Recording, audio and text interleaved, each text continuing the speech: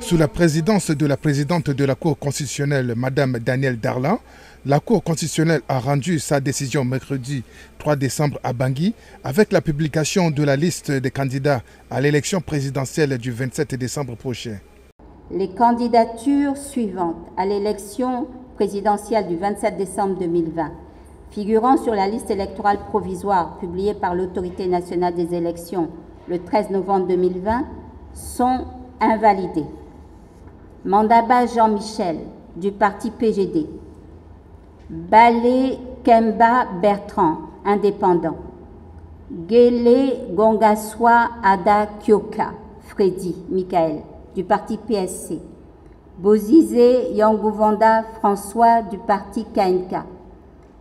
Ningatolum Sayo Armel, indépendant. Article 4. Les candidatures ci-après figurant sur la liste électorale publiée par l'Autorité nationale des élections le 13 novembre 2020 sont validées. Touadéra Faustin Archange, du parti MCU. Dologele Anissé Georges, du parti URCA. Ziguele Martin, du parti MLPC. Gakutu Patassé Sylvain Eugène, du parti CAN. Kamoun Mahamat, du parti BTK. Agou Augustin, du parti RDD. Bolingumba Bendere Crépin, du parti Patrie. Jory Serge Guillain, du parti CAPNCA. Anguimate Éloi, du parti CS. Gendé Alexandre Ferdinand, du parti RPR. Mekaswa Abdou Karim, du parti Chemin de l'Espérance. Samba Panza Nesuga Catherine, indépendante. Gonda Syriac, du parti PNCN.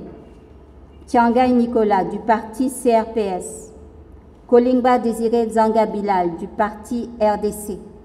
Reboas Aristide Briand, du parti PCD.